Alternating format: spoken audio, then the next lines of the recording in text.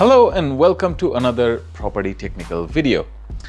Today we are going to give you a quick update with regards to project Rosemary. Last time when I introduced you to this project, some walls structures were still there, where you see the hole in the floor there. What happened? So new structural beam went from one end to the other, and then more beams going across, and yet more beams going across again. And by doing so, the load is now spread across all these beams, so that the roof was being held up over here. That load is now distributed elsewhere. Hence, now we have a completely open space over here, one single space. I believe in the last video there were some structure here as well that was holding these two sections of the house separately, the roof structure. So that's gone as well. All this is taken care of, the different beams that the carpenters have put in.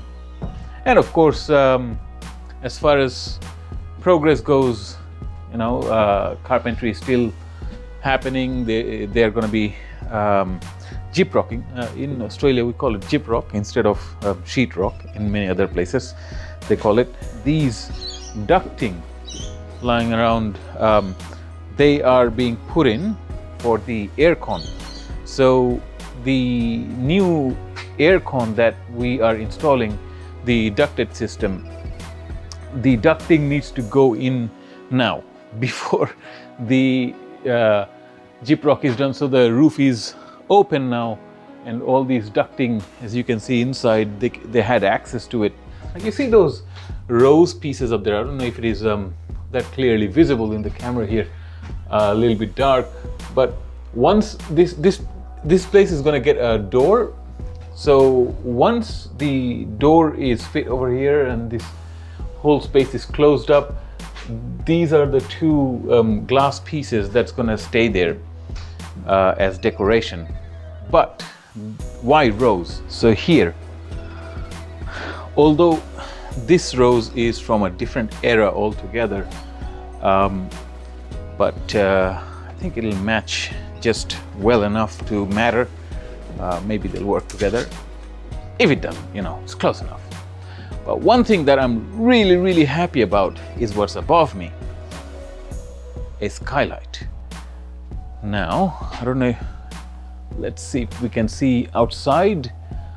You can probably see palm leaves. So there's the palm tree there. That was the whole idea of it. Let's say if I move backwards a little bit, about here, this is the line of the kitchen's island.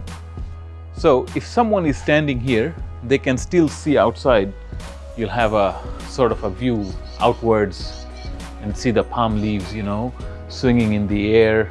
And of course, this place is so much bright. Like, look at me standing below it, how much light there is. Now, the same thing we are doing. This is going to be a bathroom, right? So these are the niche and all that. So we are doing like edge to edge niche, and above here there is a smaller one, but this one is serving two purposes. One is brightness, and the other one, if you notice, it has insect screen and it can be opened, so ventilation. Now, we've thought about it a little bit, like, you know, if it is open and if it rains, what's going to happen? Well, what's going to happen? It's a wet area. It's supposed to have water there. So when we opened up this area, the bricks at the top was a little bit wobbly, and I wasn't really comfortable leaving it like that. So we had it knocked down and then build the rest back up with timber.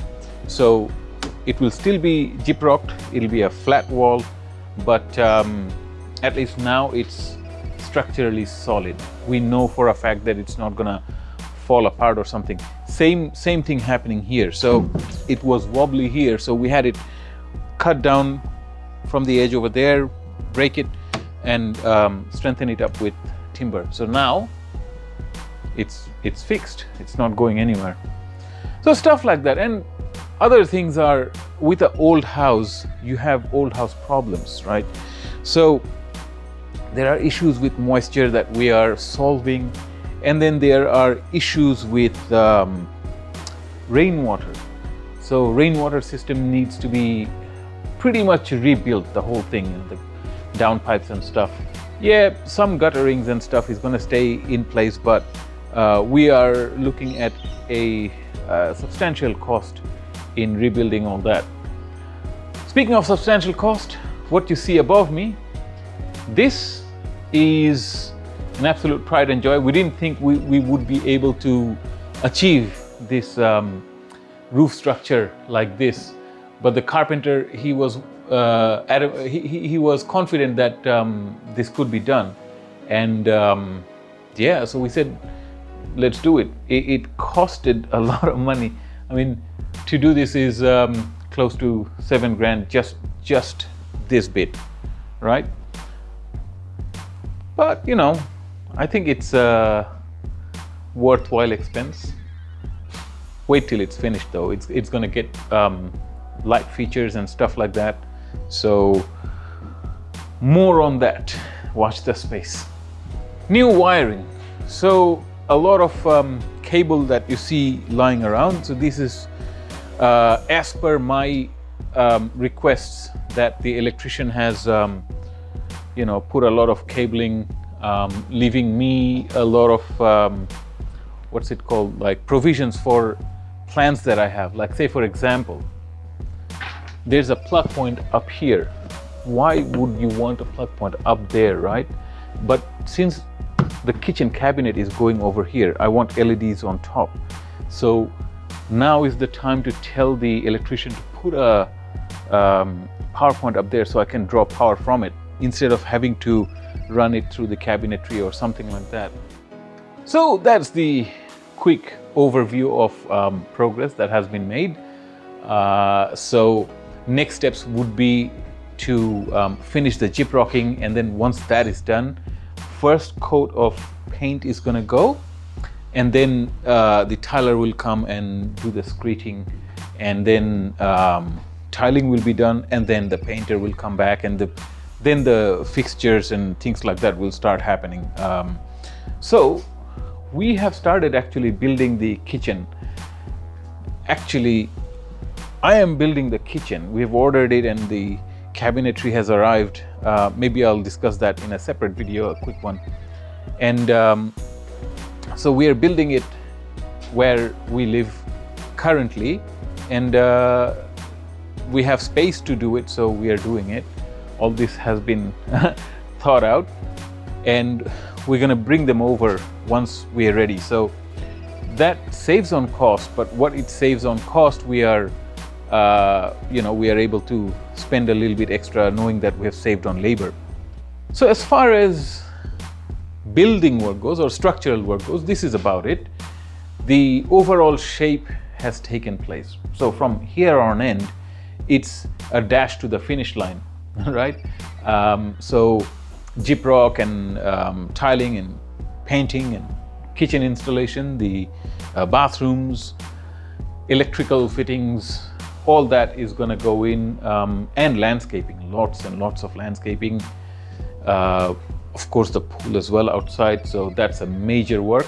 So I will keep you posted with how things are going. And of course, I'm working on the other series in Property Technical, which is location. You know, for this renovation, we've drawn some inspiration from, you know, some Victorian era houses and the colonial era houses. So that's the idea. I'll be going around to different places in Sydney, and I'll do my best to bring you interesting facts about those places and show you what makes those places unique and worth visiting. So I heard from a lot of people that They wanted to come to Sydney to visit, and they couldn't because of the travel restrictions, but I hope to bring you some of those places closer that you can see on your screen, but of course it's not the same thing as visiting. But you know, let's see how things go. Well, I'll see you in the next video. Until then, you take care of yourself.